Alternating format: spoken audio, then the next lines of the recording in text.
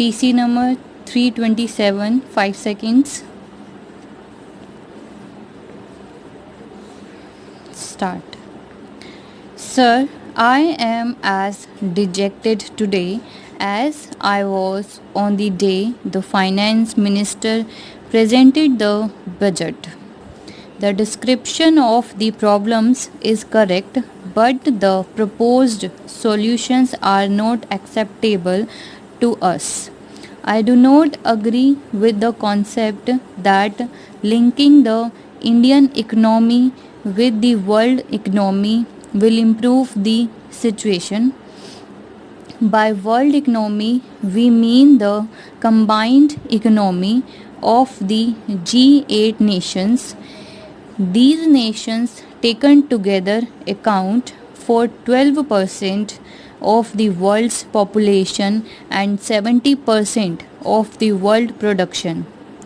How can we compare the economy of poor countries like India with the economies of those nations when the per capita income in India is rupees 40,000 and the per capita income in USA is rupees 5 lakh, and in the case of G8 it is between rupees 4 lakhs and rupees 5 lakhs. The needs of the Indian people are different from those of the people of America, Britain and Japan.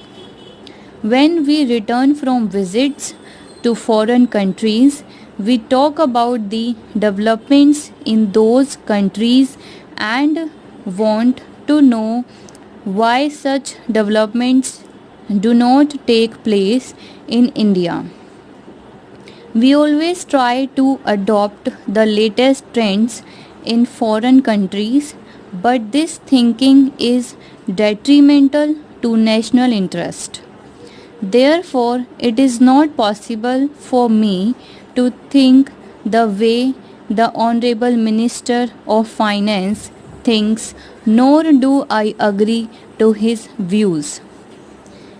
Mr. Speaker, sir, I heard the speech delivered by the Honorable Minister of Finance. He reiterated the same point that had we failed to pay back the debt we have taken, we would have also been in the same condition in which countries of Latin America have fallen. I share the concern of the Honorable Minister about Latin America, whose condition deteriorated because of their close link with international institutions like IMF, World Bank and other financial institutions and multinationals. Therefore, Mr. Speaker, sir, I would like to tell the people of the country this stark reality that by getting this financial bill passed, the government is going to take the path which would lead to a dangerous situation and which will not be a different situation from the situation of political slavery of the country passed through for a long time unless corrective measures are taken against the implementation of this bill, especially when the country is in a very bad shape. Mr. Speaker, sir, the ultimate goal of Swaraj movement was to instill national feelings in people and attain self-sufficiency. Gandhi ji started that movement and many of the present honorable members of the House did not participate in the movement at that time. They may have been too old to participate in the movement.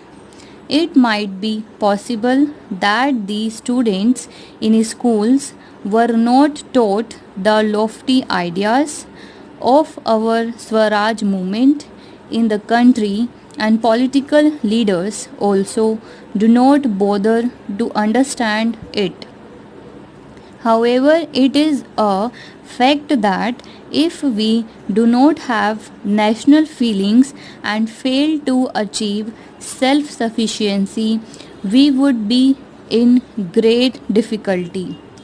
I know that the government will be able to get the bill passed in the House, but we cannot associate ourselves with the bill and the policies adopted by the government.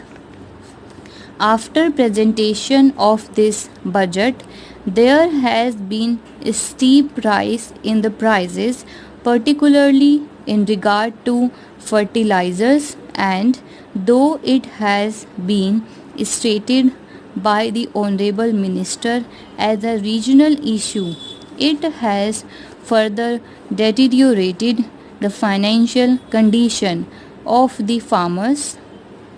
Mr. Speaker, sir, in view of the present situation, I fear the policy adopted by the government and the budget would lead the country towards destruction.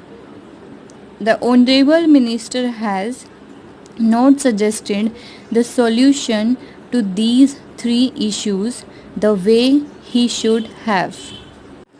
When Mir Jafar allowed East India Company to do business in India, he did not visualize the political ramifications of it.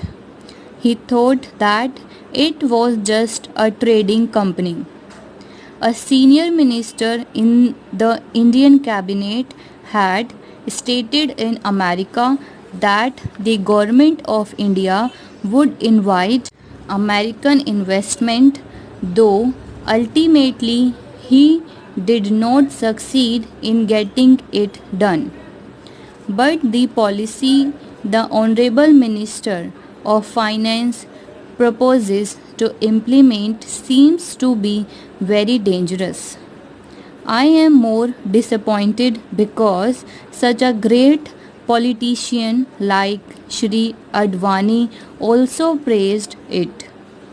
Would it be possible even for such capitalists as Tata and Birla, whom we accuse for imbalancing the Indian economy, to compete with Rockefeller and Ford?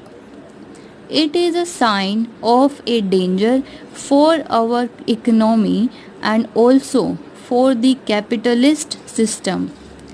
The industrialists who fail to understand the motive of this bill will have to repent and face the consequences afterwards. There are a number of banks in our country. The Honorable Minister of Finance has been the head of these banks. When nationalization policy was implemented, there were 14 banks. At present, various branches of banks are working in every area and the government have to bear heavy expenditure. Would it not be in the interest of the country that all the banks should be unified?